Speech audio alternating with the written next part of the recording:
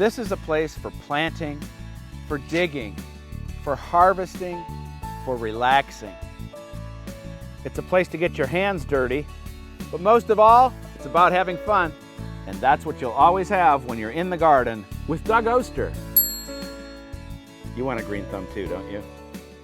I've lived on this property for 18 years, and it's funny the things that make you discover a plant. I was backing a giant truck up this driveway, and I saw this native sedum here, and you can see he ran right over the plant. But I want to put this in a location where I'll be able to see it a little bit better.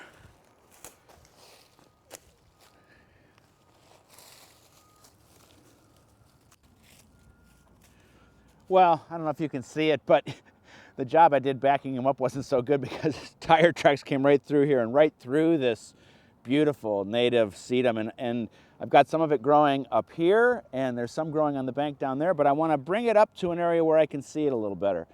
Now, I wouldn't normally move a plant while it's flowering, but sedum is really tough, and if I don't do it today, it'll be next spring and I'll be seeing this blooming and saying, oh, you know, I meant to move that.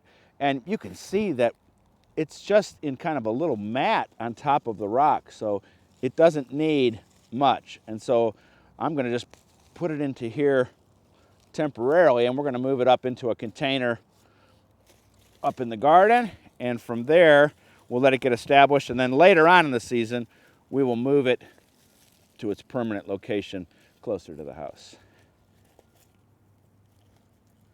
Well, I thought one of the cool things about this sedum was that it was blooming in just part shade, part sun, and that's what I'm going to put it in here. Since it doesn't need much, I'm going to use this hypertufa container so it has really good drainage. And I'm just going to take that mat that I scraped off and just kind of place it on here and let it root. And then, like I said, one might even leave it in this. It looks good in this, but I'm going to put some of this out into the garden once it gets established, and we'll do that in the fall. I'm going to move this one back into here. Then meet me in the greenhouse.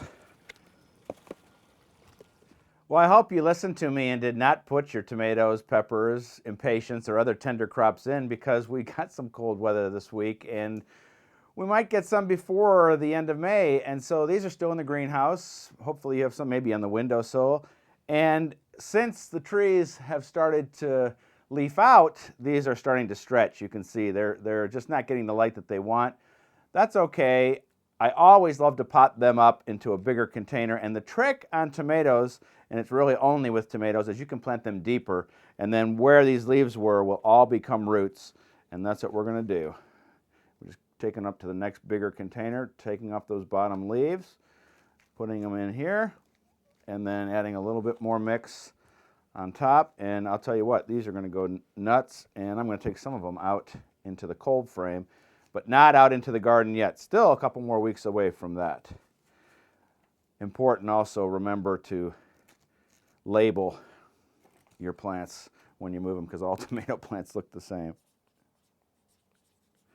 All right, meet me out in the garden. I'm going to finish up here, and we've got something interesting we're going to do with a fig tree. I can't wait to pick tomatoes. So just these 4 plants are coming out of the greenhouse, and we're just going to put them right in here. This is a cold frame that when it does get cold at night, we can give them a little bit of warmth by closing that. They're going to get used to being out here, which is called hardening off.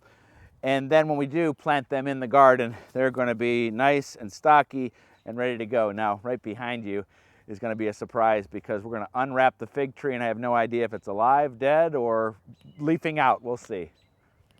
Well, I can already tell it's alive. It's alive!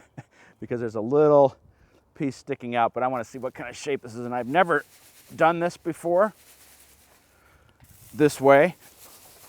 And we'll see if we can get this out without messing up the tree. We'll have lots of straw left over, I know that. All right, let's see what comes off.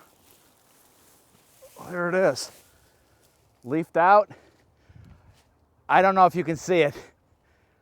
It's filled with figs already. And this early crop of figs is called the Breva crop, B-R-E-V-A. And that means if we're lucky, we're going to get figs by July and it'll put on another crop. All right, I'm going to cut this open and then we're going to finish up. This is thrilling. Spring is such a magical time in the garden, and here it's these giant rhododendrons which I inherited in this garden. It is so wonderful to have a mature specimen like this and others. Now, check me out online. That's where you can find more garden stories, videos, blog posts. You can follow my trip to London and reporting on the Chelsea Flower Show, and also become a member of my Seed of the Month Club. Now, until next week, I'm going back over. I'm going to check out that fig. Needless to say, I'm excited. We'll see you then.